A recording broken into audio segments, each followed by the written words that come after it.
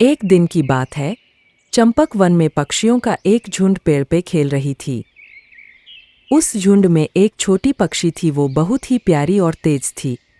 सभी चिड़िया उसका ख्याल रखती और उसे कभी अकेला नहीं छोड़ती थी।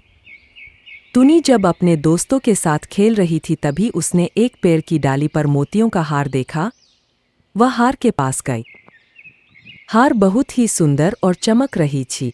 टुनी से रहा नहीं गया, उसने हार को पहन लिया और अपने दोस्तों के पास गई। उनके दोस्तों ने हार मिलने पे बहुत ही बधाई दी। सबने कहा कि हार टुनी पर बहुत ही जच रही है।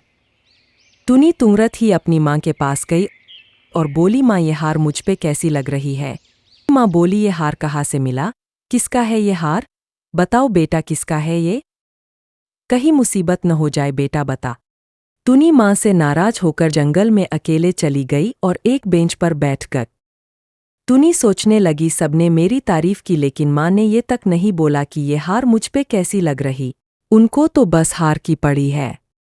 इतने में वहाँ कुछ सिपाही आए और टुनी पर जाल डालकर उसे पकड़कर अपने साथ ले गए। इधर टुनी की माँ उसे ढूंढ रही थी। वो बहुत ही डर गई कि आखिर टुनी कहाँ चली गई अकेले।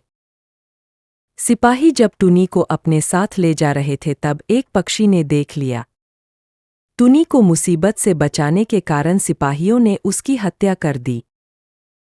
यह देखकर टुनी चुपचाप सिपाहियों की कैद में चली जा रही थी। सिपाही टुनी को राजा के दरबार में ले गए। टुनी अपने आप को अकेला पाकर बहुत ही डर रही थी। उसे समझ नहीं आ रहा था कि उसे दरबार में क्यों लाया गया है। तभी एक सिपाही बोला, हुजूर मैंने रानी का हार चोरी करने वाली इस पक्षी को पकड़ लिया है। राजा ने बोला, तुम्हें कैसे पता चला कि ये पक्षी ही चोर है। सिपाही ने बोला कि चोर को ढूंढते ढूंढते हम सब जंगल में पहुंच गए थे, तभी इस पक्षी के गले में रानी साहिबा का हार देखा, तभी हमने इस पे जाल डालकर इसे पकड़कर आपके सामने पेश किया है। राजा गुस्से से बोला कि तुम्हारी इतनी हिम्मत कि तुम्हें हमारी रानी का हार चुराया। टुनी बोली, राजा साहेब निर्दोष हूँ, सिपाहियों से जरूर कोई गलती हुई है। राजा बोला, क्या गलती, क्या तुम हार पहनकर जंगल में नहीं घूम रही थी। टुनी बोली, मैं घूम तो रही थी पर रानी का हार मुझे एक पेड़ की डाल पर मिला था। मैंने कोई चोरी नहीं किया, मैं निर्दोष हूँ। राजा ने टुनी को प्राणदंड देने का हुक्म दे दिया। टुनी ने सोचा, सच बोलने से कोई मेरी बातों पे विश्वास नहीं कर रहा। एक बार झूठ बोलकर देखती हूँ, क्या मालूम मेरी जान बच जाए।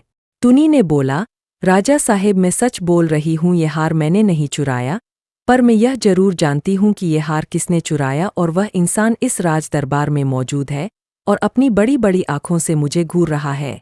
राजा ने बोला, कौन है वो गुस्ताख और तुम्हें कैसे पता कि चोरी उसी ने की है। टुनी बोली, वह इंसान राजमहल से हार चोरी करके छुपा रहा था, तब मैंने उसके सर पे अपना एक पंख गिरा दिया था और वह पंख अभी भी उसके सर पे ही है। टुनी जोर से बोली, देखो देखो उसके सर पे पंख है। तभी एक सिपाही भागने लगा। सबने उसको पकड़ लिया और देखा तो उसके सर पे कोई भी पंख नहीं था। राजा ने टुनी से बोला, मैं समझ गया कि चोरी इसी ने किया है। तुमने अपनी बुद्धि से अपनी जान और असली चोर को पकड़वाया है। मैं तुमसे बहुत खुश हुआ। राजा ने टुनी को छोड़ दिया और असली चोर को सजा दी। टुनी आज़ाद होकर अपनी माँ के पास गई और दुखी मन से बोली, मुझे माफ़ कर दो माँ, मैंने तुम्हारी बात न मानकर आज बहुत ही बड़ी मुसीबत में पड़ गई। माँ बोली, बेटा माँ हमेशा बच्चों के लिए उनकी भलाई के बारे में ही सोचती है, पर बच्चे जब तक किसी मुसीबत में न पड़े अपनी माँ का प्यार नहीं समझ पाते। तुमसे गलती हुई है, उससे सबक लो और हमेशा अपने बड़ों की बात मानना और उनकी इज्जत करना। टुनी बोली, हाँ माँ मुझे माफ़ कर दो, मैं ऐसा दोबारा कभी नहीं करूँगी। माँ ने उसे तुरंत ही माफ़ करके उसे गले से लगा लिया और खुशी खुशी रहने लगी।